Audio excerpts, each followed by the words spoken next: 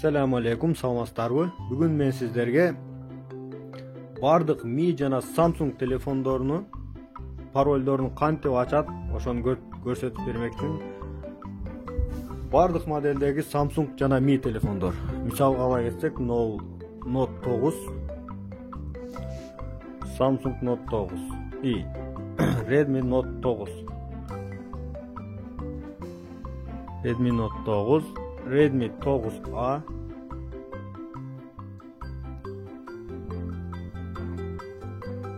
Redmi GT-A,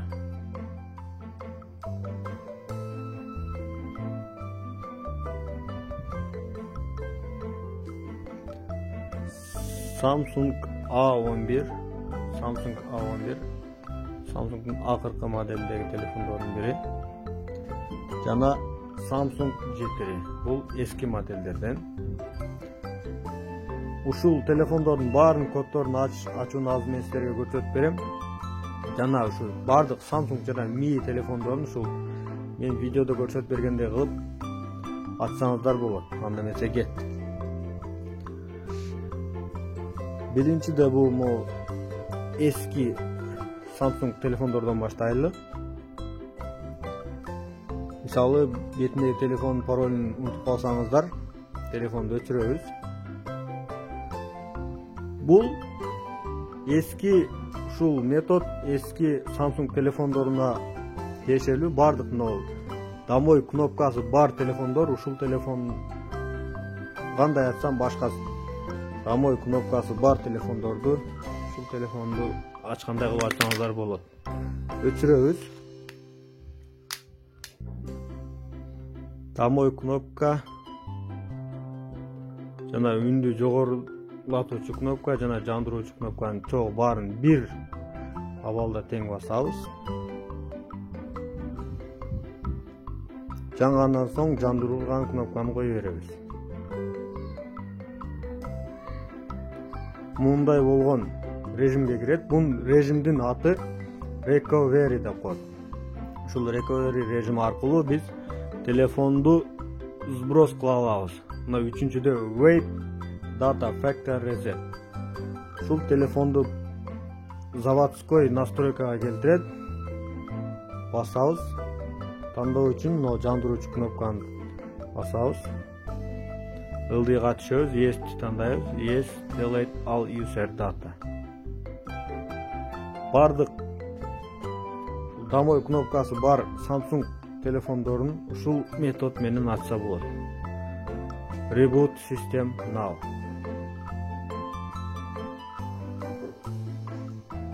Эми мынау экинчиси Redmi GT-A. Бул дагы Mi'nin eski modellerinden.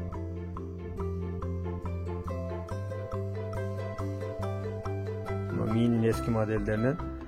Bardык ушу мен сиздерге көрсөтүп бергендей кылып азыр көрсөтүп берем.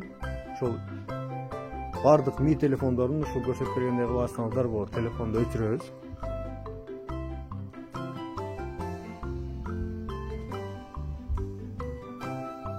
Телефон өчтү. Жандыруучу кнопка жана үндү жогорулатуучу кнопканы чогуу басабыз бирдей абалда. Телефон өчкөндөн соң.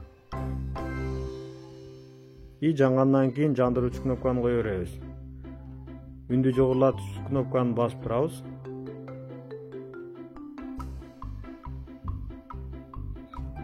Ондай болгон режимге кирет. Бул режимди дагы Recovery режим деп коет. Бир телефонду полный заводской настройкага келтириш үчүн мына Wipe Data шуну тандайбыз. Биринчидеги Reboot кылсаңыз телефон reboot болуп, перезагруз болуп жан кирет. Экинчиге өтөбүз Wipe Data. Тандоо үчүн жандыруучу кнопканы басабыз. Бизге эскертүү берип жатат. Wipe Data'ны тандайбыз. Биринчи Wipe Data'ны тандайбыз. Дагы эскертүү берип жатат. Ылдыйга түшүп Confirm продолжение кылабыз. Телефон өзүңүздөр көрүп жаткандай ичиндеги баардык нерсе өчүп жатат. Болду, жандыргыч кнопканы басабыз, reboot кылсак телефон жанат. Эми жаңы моделдеги Mi жана Samsung телефондоруна өтсөк, Redmi Note 9'dan баштайм. Өзүңүздөр көргөндөй Redmi Note 9 бетиндеги паролunu мондай болуп унутуп калса, кантип ачат азыр уну көрсөтүп берем. Анчын телефонду өчүрөбүз.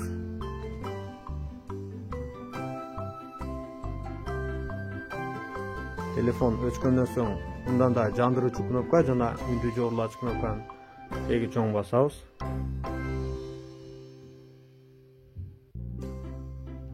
Жангандан соң жандырган кнопканы кое беребиз. Кнопка питания. Мындай болгон режимге кирет. Бул да recovery режим. Телефонду сброс кылуучу жана прошивка кылуучу режим. Экинчи менюга түшөбүз. Web data тандайбыз. Жандыруучу кнопка менен. Биринчиде Web data басабыз. Ылдыйгына экинчиге түшөбүз. Confirm. Өзүңүздөр көрүп жаткандай телефон заводской настройкага келип атат. Заводской настройкага келгенде ичиндеги сиздин бүт данныйыңыз өчүп кетет. Эми Redmi 9A. Бул телефон жаңы телефон. Эми мен сиздерге көрсөтүп берүү үчүн атайын бетине пароль койдум. Redmi 9A бул. Бетиндеги парольду унутуп калсаңыздар өчүрөбүз. Өчүргөндөн соң бул да кудум башка милер, бардык түрдөгү милер окшош. Сброс кылуу жолу окшош. Жандыруучу кнопка жана үндү жогорулачу кнопканы чогуу басабыз.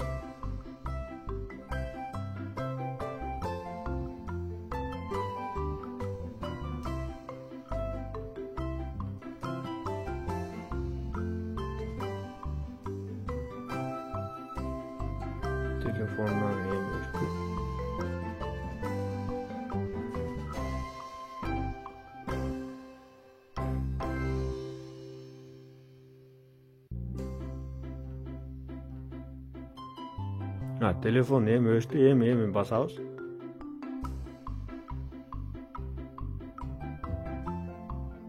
Жангандан соң жандырган кнопканы кое беребиз. Өдөңкү кнопка басылып турат. Мына recovery режимге кирди. Web data, web all data, confirm. Телефон өзүңүздөр көргөндөй полный сброс болду. Эң акыркы телефон бул Samsung A11 достор.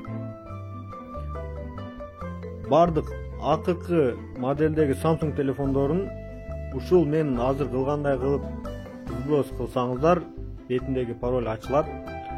Бирок бул телефонду акыркы көрсөтүп берүүмдүн себеби бул телефонду сброс кылуу бир аз кыйын. Себеби бул мына Mi телефондорго окшоп бетинде пароль турганда өчүрөйүн десең, монтип өчпөйт достор. Бетиндеги парольду тер, анан өчөм деп турө берет. Кантип өчүрүп, кантип recovery режимге киргизет, аны мен азыр силерге көрсөтүп берем. Анда эмесе кетти. Мына жөн гана обычный өзүнүн зарядниги. Мына достор, зарядник уланып турат, көрдүңүздөр. Şu зарядникке сайабыз. Зарядник сөзсүз токко сайылган абалда болот. Зарядникке саябыз. Заряд кетти, көрдүңүздөр. 3 кнопканы тең чогуу басабыз. Жандыруучу, үндү азайтуучу жана көбөйтүүчү кнопка. Үчөөнү тең басабыз. Сөзсүз зарядникке сайыңыздар. Компьютерге сайса иштебей калышы мүмкүн.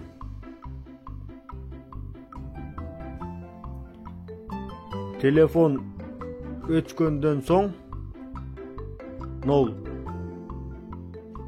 үнді азайтуучу кнопканы коюп жиберип, көбөйтүүчү жана жандыруучу кнопканы кармайбыз. Бир аздан соң жандыруучу кнопканы кое беребиз. Ондай болгон recovery режимге кирет достор. Телефонду сброс кылуу үчүн мынау 5-де турган Wave Data Factor Reset менюсуна киребиз. Тандоо үчүн жандыруучу кнопканы басабыз. Wave Data Factor Reset. Formatting Cache, Formatting Data, полный телефон сброс болду. Reboot Now. Болду, эми бизге зарядтын кереги жок. Телефон бираздан кийин жанат. Биринчи сброс болгондо телефон узагыракта жанат. Эми телефон достор монтип жангандан соң мындай менюга кирет. Менюга кирип достор, ушул менюнү кантип биз иштеп жаткан менюга чыгарабыз. Ошо телефондун азыр мен сиздерге мына бир 3 телефондон бирөөнүн ага убакыт көбүрөөк кетет. Бир минут көргөзүп берем. Жана мына Samsung телефонду, мына эки Samsung телефонду кантип мындай абалдан сброс кылгандан кийин менюга чыгарат. Мен видео башка тартып, описанияга видеону жүктөп коем. Описаниядан кирип көрүп алсаңыздар болот.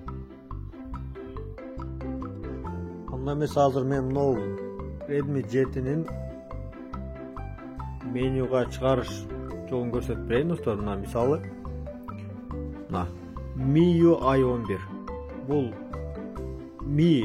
Redmi телефондордун версиясы достор. Мындай Android 10, Android 8 дегендей, бул MIUI 11. Эгер MIUI 11 болсо, азыр ушул телефонду мен сиздерге көрсөтүп берем. Көрсөтүп бергендей кылып, башка любой MIUI 11 деп чыкса сброс кылгандан кийин, ушу мен көрсөтүп бергендей кылып ачсаңыздар болот.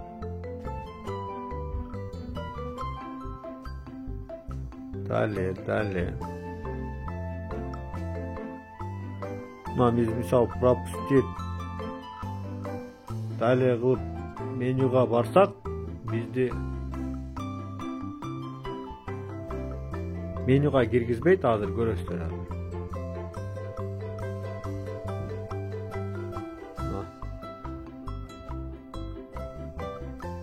Non-tip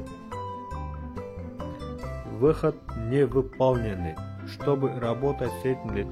Но телефонга кириш үчүн Google аккаунтту бизге жаз деп, азыр бул телефондо сброс кылгандан Google аккаунтун жазсаң анан киресиң дейт. Шу Google аккаунтту мен көп сброс кылгандан телефонду билбейт. Муну эгер Google аккаунтту билсеңиздер, Google аккаунтту жазып менюда өткөрсөңүздөр болот. Эгер билбесеңиздер, азыр мен бул аябай оңой, мен силерге көрсөтүп берем. Настроить телефон басабыз. Русский, регион Киргизия. Wi-Fi'га улабайбыз достор. Пропустить.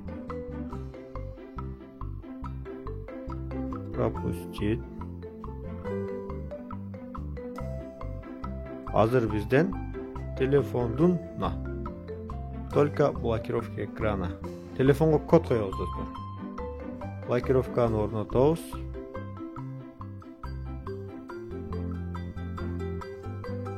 Мисалы мындай болсун. Далее.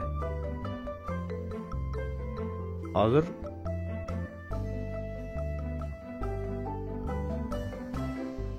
дагы мындай болду. Эми Wi-Fi'га улап туруп далее кылабыз. Wi-Fi сөзсүз түрдө Wi-Fi'га уланыш керек, болбосо ачылбайт. Кодду коюп, анан Wi-Fi'га улап далее кылабыз. Но мен Wi-Fi'им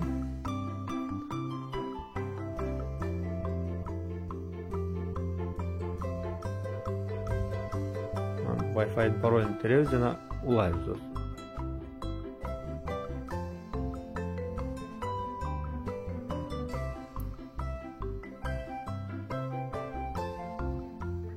менде Wi-Fi жок, кантип Wi-Fi башка телефондон таратсам болот деген суроолор болуп калышы мүмкүн. Wi-Fi'ды кантип таратса болот? Мен видеоролик кылып жүктөп, описанияга калтырып коем достор, кирип көрүп алсаңыздар болот.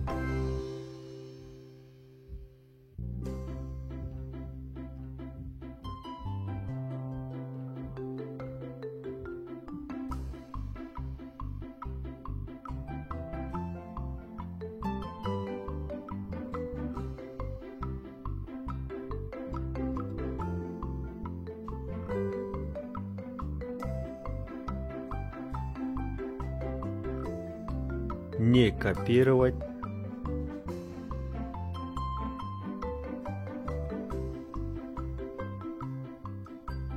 Мына достор, телефондун паролун теребиз. Биз жана өзүбүз сиздер менен чогуу создать эткен паролду теребиз.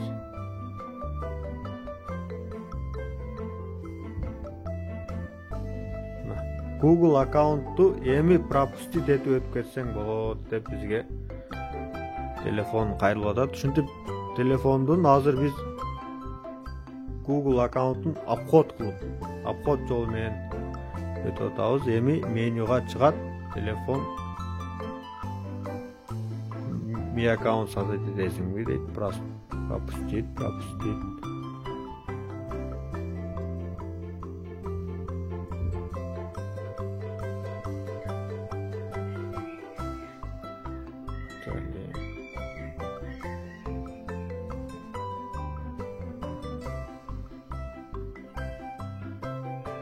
Мына достор,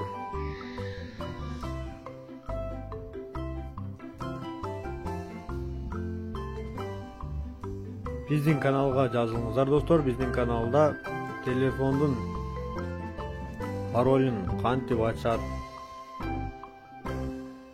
кантип телефонду прошивка кылат, ошол тууралуу бардык телефондорду видео кылып жүктөйбүз достор. Видео күн сайын киргизилет. Эгерде сиздин моделиңиз башкача болгон болсо, бизге кайрылсаңыздар, биз ачканга албетте жардам беребиз. Каналга жазылыңыздар, лайк басканды унутпаңыздар. Рахмат достор.